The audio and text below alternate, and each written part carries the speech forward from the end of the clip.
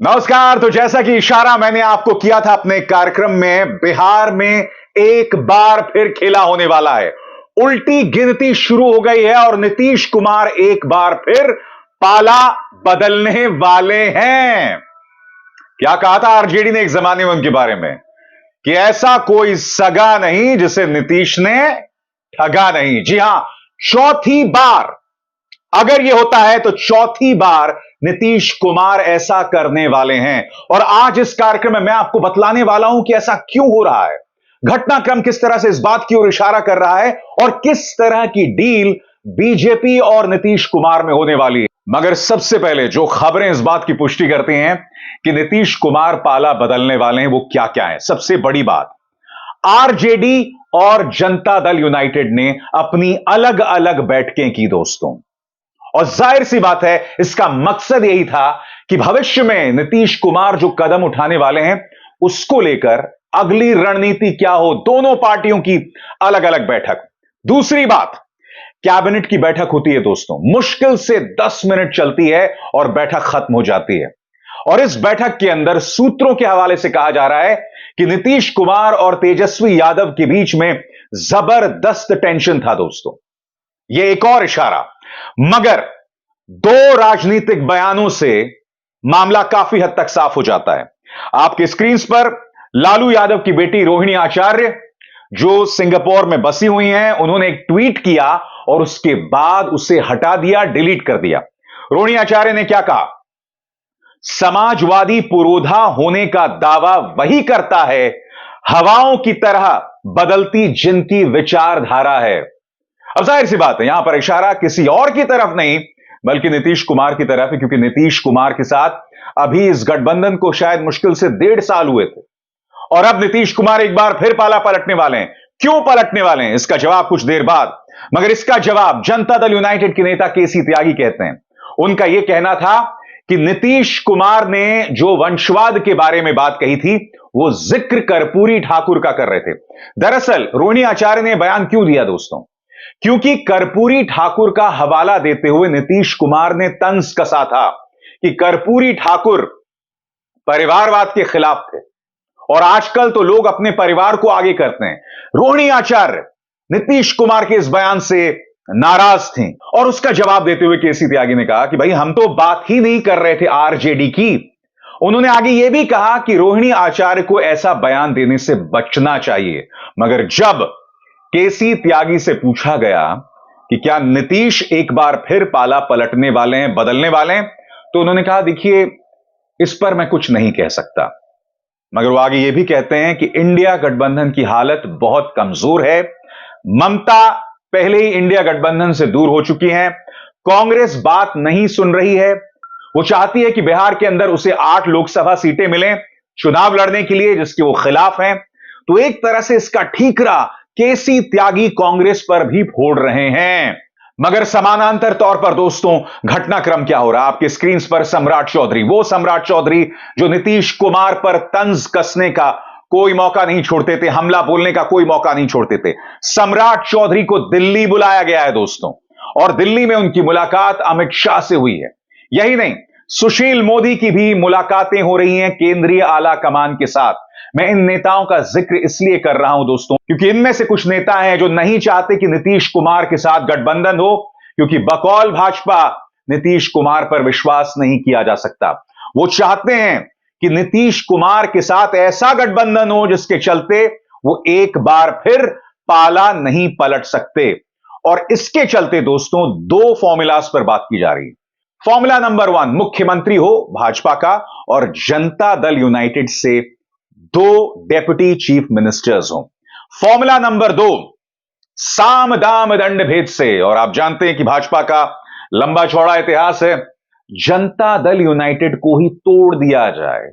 अब जब जनता दल यूनाइटेड ही टूट जाएगी तो नीतीश कुमार पाला पलटने की स्थिति में ही नहीं रहेंगे। वैसे मैं आपको बता दूं दोस्तों कि इस वक्त विधानसभा में किस पार्टी की क्या तस्वीर है, कितनी स्थिति है। कुल बिहार विधानसभा में 243 सदस्य हैं। इनमें से सबसे ज्यादा एमएलएज 79 आरजेडी के हैं।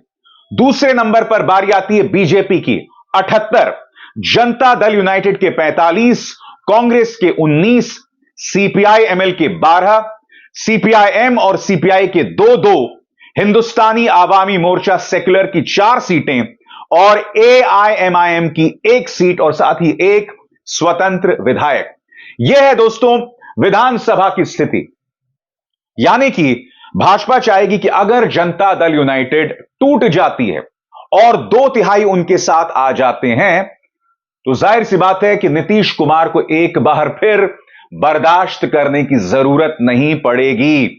और ऐसा हो भी सकता है दोस्तों, क्योंकि एक लंबे अरसे से इस तरह की सुगबुगाहट है कि जनता दल यूनाइटेड के कई नेताओं को टिकट नहीं मिलने वाला है। वो लोग लोकसभा में चुनाव लड़ना चाहते थे, उन्हें टिकट नहीं मिलने वाला है, लिहाजा वो लोग भाजपा में जाना चाहते हैं। और एक और वजह दोस्तों, सामाजिक न्याय के मसीहा कर्पूरी ठाकुर, उन्हें जैसे ही भारत रत्न दिया जाता है, याद कीजिए तेजस्वी यादव की क्या प्रतिक्रिया थी और नीतीश कुमार की। नीतीश कुमार पहले एक बयान देते हैं ट्विटर पर, सोशल मीडिया पर, और फिर उसे हटा देते हैं 1 घंटे बाद, और फिर एक नया बयान देते हैं जिसमें वो प्रधानमंत्री को श्रेय देते हैं। यानी कि पर्दे के पीछे कुछ चल रहा है। तेजस्वी यादव का भी बयान आता है। तेजस्वी यादव तो यह तक कहते हैं कि भाजपा के विरोध के बावजूद आखिरकार उन्हें कर्पूरी ठाकुर को भारत रत्न देना पड़ा था। यानी कि तेजस्वी यादव कर्पूरी ठाकुर पर कुछ और कह रहे हैं, नीतीश कुमार कुछ और कह रहे हैं। दोनों के तेवर बिल्कुल इसमें जुदा हैं। और इससे पता चल रहा था दोस्तों कि पर्दे के पीछे कुछ पक रहा है और नीतीश कुमार एक बार फिर पाला बदलने वाले हैं।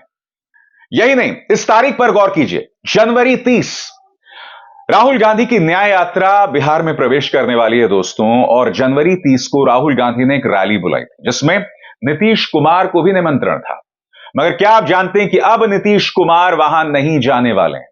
इससे पता चल रहा है कि नीतीश कुमार अब धीरे धीरे इंडिया गठबंधन से खुद को दूर कर रहे हैं। और बात यहां नहीं रुकती, 4 फरवरी को प्रधानमंत्री नरेंद्र मोदी की बिहार में रैली होने वाली है। अब यह कहा जा रहा है कि हो सकता है कि 4 फरवरी से पहले ही नीतीश कुमार जो हैं वो पाला बदल लें। और अगर वो पाला बदल लेंगे तो हो सकता है कि 4 फरवरी को एक ही मंच पर प्रधानमंत्री और नीतीश कुमार दोनों दिखाई दें। दोस्तों, आप लोगों के जहन में यह सवाल होगा कि नीतीश कुमार चौथी बार पाला क्यों पलट रहे हैं। तो इसकी कई वजह है। वजह नंबर 1, नीतीश कुमार लोकसभा के लिए 16 सीटें कम से कम चाहते थे, मगर तेजस्वी यादव ने इससे इनकार कर दिया था। 16 सीटें जो कि उनके पास थी पहले से, वो भी तेजस्वी यादव देने को तैयार नहीं थे। इसके अलावा आपको 2 चेहरों पर गौर करना पड़ेगा। जनता दल यूनाइटेड के 2 नेता वरुण चौधरी और अशोक चौधरी। अशोक चौधरी वो शख्स है जो पहले कांग्रेस में हुआ करते थे। भाजपा और जनता दल यूनाइटेड के बीच में ये दोनों सूत्र बने हुए हैं। इन दोनों ने पुल का काम किया है, कड़ी का काम किया है। नीतीश कुमार की खुद की सेहत, स्वास्थ्य अच्छा नहीं है और यह बताया जा रहा है कि इस वक्त नीतीश कुमार को ये 2 नेता वरुण चौधरी, अशोक चौधरी जो हैं वो काफी हद तक कंट्रोल कर रहे हैं।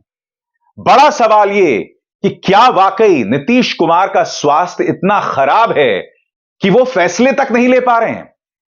जिन फैसलों के पीछे आपको अपनी दिमागी सोच लगानी पड़ती है, क्या वो भी नहीं कर पा रहे हैं?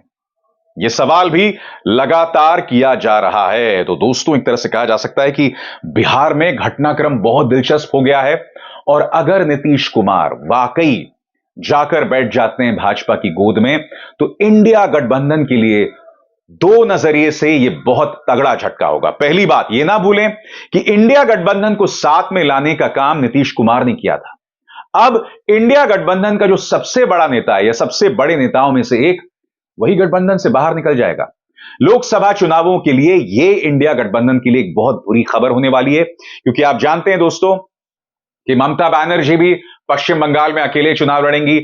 आम आदमी पार्टी और कांग्रेस के बीच पंजाब में भी गठबंधन नहीं हुआ है और फिर अब नीतीश कुमार का एक और झटका।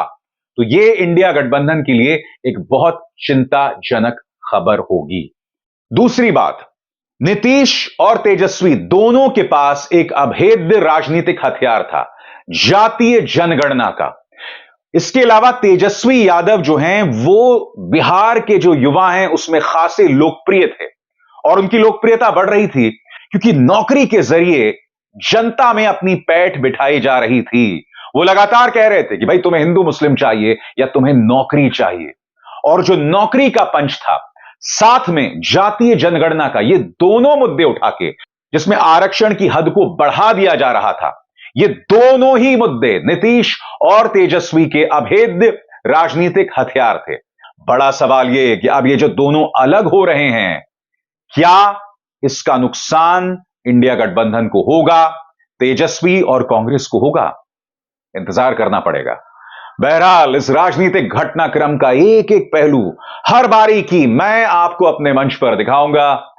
अब विशाल शर्मा को दीजिए इजाजत। नमस्कार। स्वतंत्र और आजाद पत्रकारिता का समर्थन कीजिए, सच में मेरा साथी बनिए। बहुत आसान है दोस्तों, इस ज्वाइन बटन को दबाइए और आपके सामने आएंगे ये 3 विकल्प, इनमें से एक चुनिए और सच के इस सफर में मेरा साथी बनिए।